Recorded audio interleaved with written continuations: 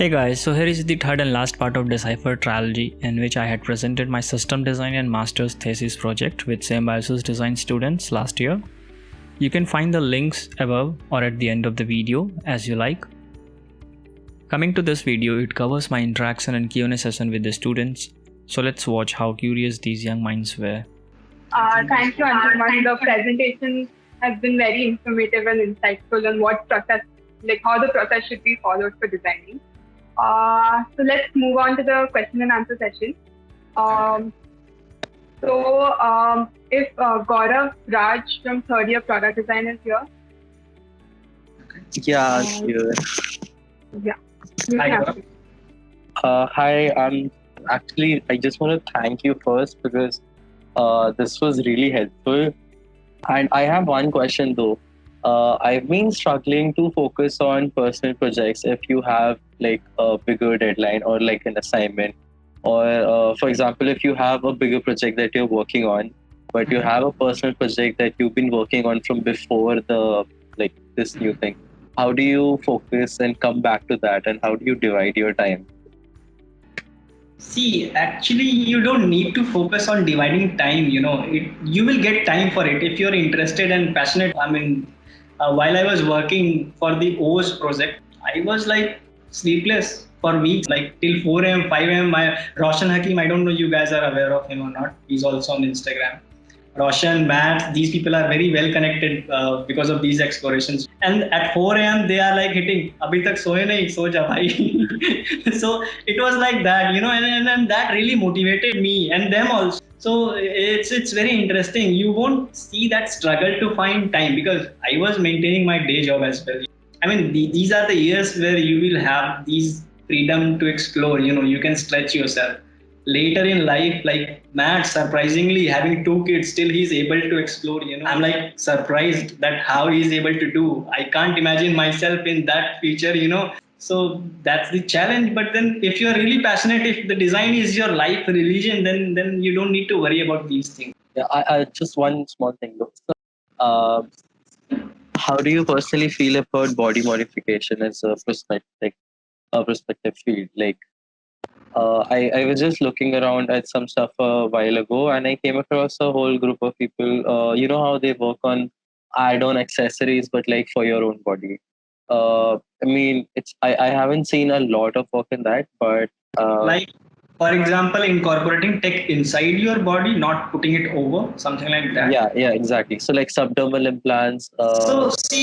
So these fields are highly speculative. You cannot. It's not black and white picture. You cannot say this is good, this is bad. There are 1,000 shades in between. It depends the intent why you are building those kind of solutions. It's highly intent dependent thing. Even the AI also. You cannot tag that this is right or wrong. So it's very difficult for me to answer that question to give a conclusive that okay, this is good or bad. I will get back to you on your Insta account. I hope that's okay. Yeah, that's fine. All right. Yeah, that's all from my side. Thank you so much for this. Welcome, most welcome. Thank you, Gaurav. Before I move on to the next question, can the students please switch on their cameras so that we have an interactive session? Okay, so the next question is from Kashyap Patel from third year PD. Okay. Yeah, hi. Hi. Thank you for your presentation.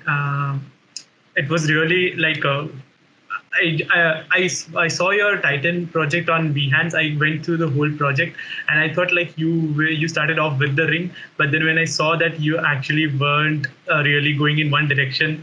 Actually, I took like 5 months for the research and just 2 months to develop the concept at the end. Yeah, that was like really eye-opening. I was like, shit, that like you have done so much of research, and then at the end you can narrow it down. So one question about research is, do you have any handy tool which you go to when you want to get your first, like the initial phase of researching about a product? About the product or about the whatever you pick? Like product is very different. About okay, I would say about any problem which you are trying to solve. Okay. So it's very important to simply dump your brain. There will be so many biases, so many baggage you will be carrying around. And if you start doing some ideation or like a structured way of doing things, it's like that you will pick those cues from your baggage, assumptions, so many things you will pick from there, back of your mind. So it's very important to simply throw things on paper. That is what I do generally. I simply throw things on a paper and I dissociate from the project for some time. And then I look back that chart again. And then things start looking very clear. What should connect, what should not connect, what are the assumptions, what's the facts. So things starts become very clear once you associate and dissociate from whatever you are doing. It's very important. So that is the very first stage, like step which I take for any project. All right, thank you. And I also have one more question, two more questions. Can you can you tell us what was the one thing which helped you crack your first intern? I believe it was in Louis Philippe. Yeah. So, Louis Philippe, that was a space design project. But then in the back of my mind, I had that I have to move into the hardcore industrial design field. So I used that platform. And last question, can you do you read books? And if you do read books, can you recommend 3 books on the top of your mind which you love the most? And very difficult to call out only 3 books. There are so many books, so many topics. So it won't be wise to. I'll just share. If there is a group, I don't know. I'll share a few books. Name of the books. It's very difficult. So you can send the names and then I'll forward the mail to them. Yeah, sure. I'll do that. Yeah. Or you can put it on your Instagram story. I'm sure all of us will be following you. Yeah. So that will be okay. That will be easier for me. Yeah. Okay, I can do that as well. Yeah. Thank you, sir. Thank you so much, sir. Although I'm missing my bookshelf here, I don't have any bookshelf here, so I'll have to remember what all books I have. All right. Okay, I'll share. Thank you, sir. That's it. Please don't call me sir. It's embarrassing, Okay, we can take a few more questions. Next would be Ronak Burhanpurkar from 4th year product design. Hi, Ronak. Hello. Yeah, so I'm Ronak, and my question was, other than your projects, so I just saw your Behance profile, and you have worked with such a big companies and famous big brands. So my question was that when we are studying in college, so we just learn a bit of design, maybe only 50% of what it is, what it actually is.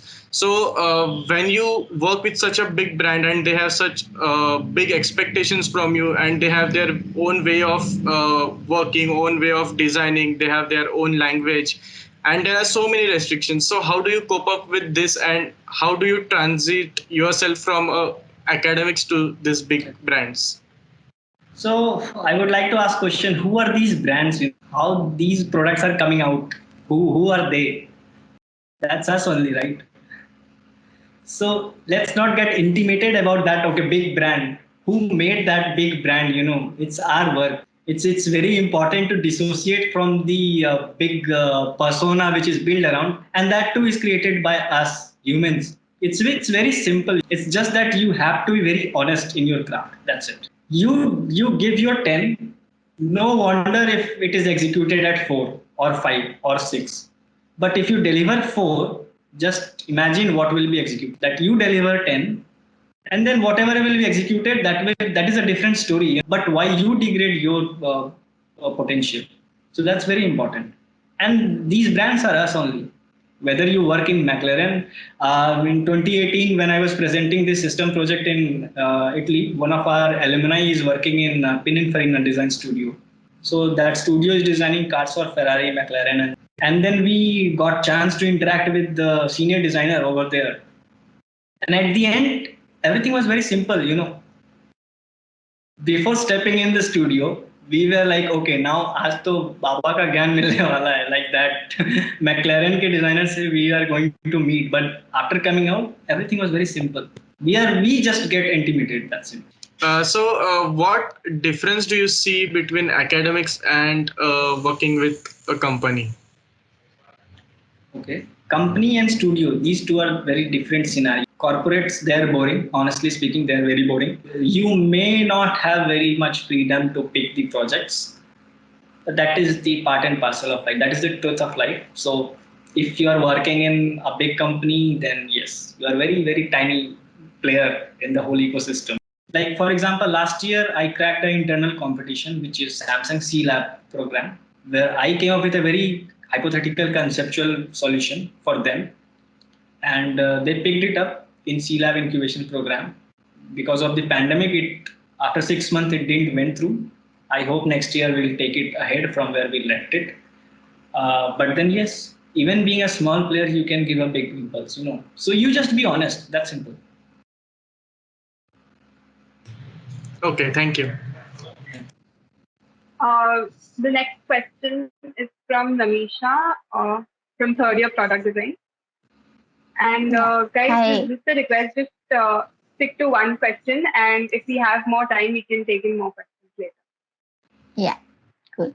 So, hi. The presentation was very nice. So my mind was blown with the amount of research you did. So the one question I had was like, as a designer, you have a personal identity when you design products, like you evolve that identity through time. But when you work with certain brands, you have to follow the brand identity as well. So how do you have that balance between giving that personal touch to the design, like showcasing your design, but as well as following the brand identity? Okay. So it depends when you are stepping in the project. If the direction is already set, then you will have to cope up with that direction. But if you are from the very beginning of the project, then you have that freedom to put your personal touch. But then it's highly important and crucial for designers to be observant about their action. In terms of bringing the personal touch, we may be bringing up biases. We may be just self-satisfying ourselves. We are not the owners of those businesses which we are working for. And it's very important to observe our actions. So we are working for some company, they have certain target segment. One example I'll just simply give you regarding related to personal touch is like we have our favorites, like favorite ice cream, favorite color or something like that. For designers, there shouldn't be any personal favorites, If you reach that level, then you have mastered it. Until unless you have your favorites like blue color or something like that, favorite flavor or something like that, it means you have to work on yourself. It's very important. How many flavors you have tested? Like if I'll ask what is your favorite flavor, if most of you will say chocolate or something like that, but if I'll ask how many flavors you have tasted in your life, like around 50 or 60, no, maybe 5, 10, something like that. So if you have not experienced the wide range, how you can say that this is your favorite? So it's very important to experience first. These questions will fade away. There will be no personal. Everything will be what is required. It's very simple. Makes sense. Thank you. I think there is a break in voice. No. I forgot my mic was on mute. Is Rishikesh Kakade around? Fourth year PD. I don't think he's here. We can move on to the next question, probably the last one for today's session. Asisa. Hi, sir. Sorry. Hi, Anjuman. Thank you so much for such an informative presentation. Honestly, even we have a few projects that's lined up for us that we have to design a particular project, a product, and even we are asked to do a lot of research. But when I saw your research, I kind of understood that you've gone really vast with your research. You haven't, it's boundless. Like you have gone low and a hold and you've gone to tradition, Ayurvedic, and so many things that you wouldn't really expect to be in someone's research. Mm-hmm. How did you really structure your research? How did you put all the research into a structure that actually made sense for the person who's reading it? Because usually you really don't know how to put your research in and how to make it into potential data. I think if you will rush into documenting your research outcomes, then the problem will come. So the very first step, without connecting dots, just put the dots, as many you can. Depending on the practicality of the scope of the project, you cannot go on and then keep dumping on. There has to be a limit. But that check in the initial stage, you shouldn't bring in, you simply dump and then start seeing the connections. And then remove or simply leave out whatever is very relevant or completely in tertiary domain. So that core, secondary, tertiary questioning is like very important. So if you will do that exercise, you will see what you have to leave behind and what you will have to take forward. So it's very important to see what is core for your project. And then things will fall. But unless you have that white elements, what you will prove? So it's very important to have that kind of study. Thank you so much. I think like the students have a lot of questions, but since we have Anshuman for a very limited time, I'm afraid we won't be able to take in all of your questions right now. We apologize for the disappointment, but you can definitely reach out to Anshuman and he'd be happy to help you all. You can follow him on Instagram, Behance, YouTube. You can also look up his website. All of the details are pinned in the chat box. Feel free to be inspired from his work, and if you do not forget to tag him. Also head over to Symbi Design's official page for further updates on DESIPHER and updates on today's session. So to bring this session to an end, I would like to thank our speaker for today, Anshuman Kumar, for dedicating his time and sharing his journey with us despite his busy schedule. I am sure all of us have benefited from your experiences and your project. Once again, thank you so much. I'm really glad and honored to be part of this interaction. It's a very good initiative that you guys have taken. There should be one design community in India. It shouldn't be like in small pockets. So it's a very good initiative. There were a lot of inquiries that people were asking that is it open for others as well. So I had no clue, so I told them please check with the moderator or the host. So it's a very good initiative, and I hope there will be other designers which will be coming up and giving their presentation as well. Matt shared his presentation link with me, Google Drive link. I'm not sure that my session is being recorded or not. Is it being recorded? Okay, that's great. Okay. So he requested to share mine as well to him. So and just do keep inspire me as well. It's not a one-way thing, there is no seniority level in design. Like a small kid going to nursery can also be innovative. Thank you so much, Anshuman, for joining in today. Thank you for giving this opportunity. I would also like to thank our director, ma'am, the HODs and the faculty for being so supportive throughout this journey. I would take this opportunity to thank the International Relations Portfolio, the Student Council, the documentation team, and the Creative Portfolio for organizing and executing this event so seamlessly. Last but not the least, I would like to thank the students for joining in and staying till the very end. The audience has been very supportive, attentive, and interactive. Thank you to one and all for making this event a success.